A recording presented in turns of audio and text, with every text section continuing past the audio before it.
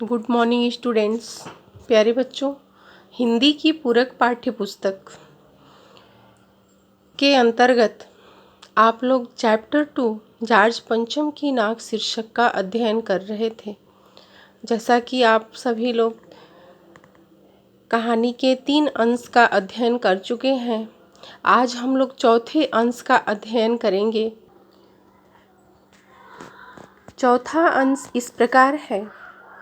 उसी ज़माने में यह हादसा हुआ।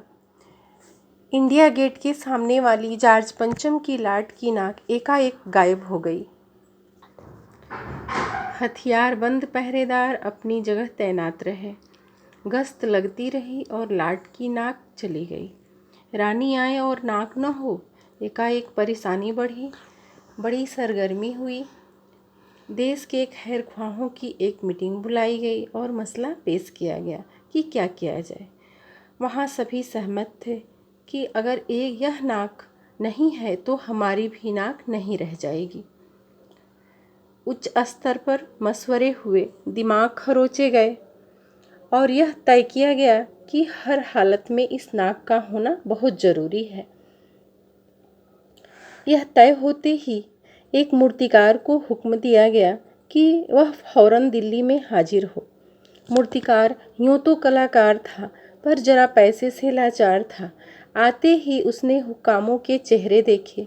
अजीब परेशानी थी उन चेहरों पर। कुछ लटके, कुछ उदास और कुछ बदहवास थे। उनकी हालत देखकर लाचार कलाकार की आंखों में आंसू आ गए। तभी एक आवाज़ सुनाई दी, मूर्तिकार, जॉर्ज पंचम की नाक लगानी है। मूर्तिकार ने सुना और जवाब दिया, नाक लग जाएगी, पर मुझे यह मालूम होना चाहिए कि यह लाट कब और कहाँ बनी थी।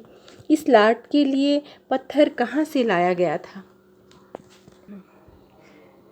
बच्चों, जॉर्ज पंचम की नाक एक व्यंग्यात्मक निबंध है। इसमें सरकारी तंत्र की मजाक उड़ाई गई है। हम जिस इंग्लैंड के गुलाम रहे, उसकी रानी एलिजाबेथ के सम्मान के लिए भारत की सरकार कैसे कैसे अपमानपूर्ण हरकतें करती है, यह दिखाना इस निबंध का उद्देश्य है। जॉर्ज पंचम की नाक का सवाल है। आखिरकार एक दिन यह हादसा हो ही गया कि हथियारबंद जवानों की गश्त के होते हुए भी इंडिया गेट के सामने लगी जॉर्ज पंचम की नाक की मूर्ति की नाक काट दी गई। अब यह सवाल था कि रानी के आगमन पर जॉर्ज पंचम की नाक न दिखी तो यह अपनी नाक कटने जैसा होगा। देश के शुभचिंतकों की एक मीटिंग बुलाई गई, बैठक बुलाई गई। मीटिंग का अर्थ होता है बैठक। सभी ने कहा कि रानी के आगमन तक कटी हुई नाक वापस लग जानी चाहिए। उच्च स्तर पर सलाह मशविरे हुए। आखिरकार एक मूर्तिकार को फौरन दिल्ली बुलाया गया। मूर्तिकार पैसों के मामले में लाचार था। उसने हुक्कामों के चेहरे पर बदहवासी देखी, आंसू देखे। तभी उसने आवाज़ सुनी कि जॉर्ज पंचम की नाक लगानी है। मूर्तिकार ने कहा, नाक तो लगा दूंगा, परंतु मुझे बताइए कि इसकी लाट का पत्थर कहाँ से लाया जाए।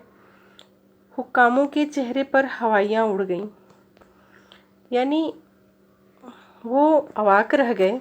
आखिरकार पुरातत्व विभाग की फाइलों के ढेर खोले गए, परंतु कुछ पता न लगा और हुक्काम परेशान हो गए।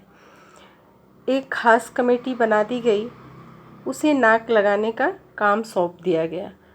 नेक्स्ट पैराग्राफ हम लोग नेक्स्ट डे पढ़ेंगे। धन्यवाद।